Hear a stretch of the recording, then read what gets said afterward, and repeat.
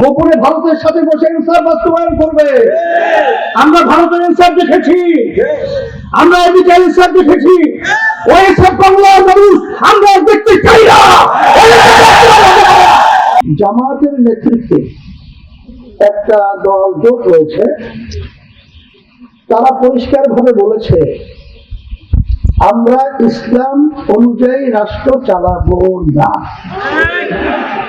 তারা রাষ্ট্র পরিচালনা করবে বর্তমানে যে প্রচলিত নিয়ম রয়েছে সেই নিয়ম অনুযায়ী তারা রাষ্ট্র পরিচালনা করবে। এটা তারা আমির সহ বিভিন্ন পর্যায়ের দায়িত্বশীলরা বলেছে। তারা যে হিন্দু প্রার্থী দিয়েছে কৃষ্ণ নন্দী, তাকে সাংবাদিকরা প্রশ্ন করছিল যে আপনারা এর সঙ্গে জোটবদ্ধ হলেন কেন বা এর সঙ্গে গেলেন কেন? তখন কৃষ্ণ নন্দী পরিষ্কার উত্তর দিয়েছে, জামাত তো ইসলামী দল না। ইসলামী দল বলে আপনি তাকে খাটো করতে চান কেন? জামাত তো ইসলামী দল না, ইসলাম বলে তাকে খাটো করতে চান কেন?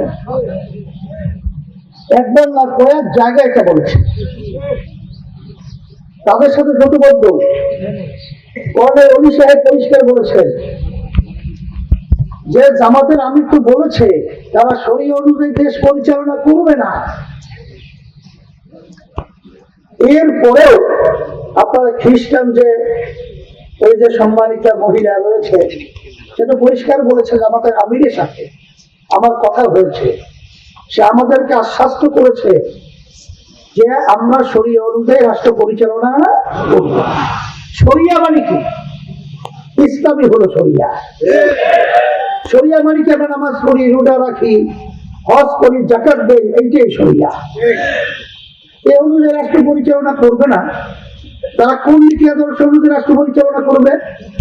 যেই নীতি আদর্শের মাধ্যমে আমরা দেখেছি হাজার হাজার মায়ের কোনগুলো সন্তান হারা হয়ে গেছে, সেই নীতি আদর্শের মাধ্যমে আমরা দেখেছি যে এদেশের টাকা বিদেশে পাচার হয়ে বেগম পড়া তৈরি হয়েছে। এদের পরিচালনা আমরা দেখেছি রাস্তার মানুষ নামার পরে গুম হয়ে যেত, ঘরে গেলে খুন হয়ে যায়। নতুন ভাবে এই নীতি আদর্শের মাধ্যমে তারা ইনসাফ প্রতিষ্ঠিত করবে। কোন ইনসাফ?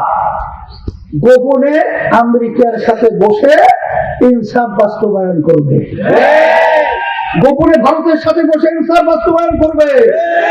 আমরা ভারতের ইনসাফ দেখেছি, আমরা এদিকে ইনসাফ দেখেছি, ওই সব বাংলার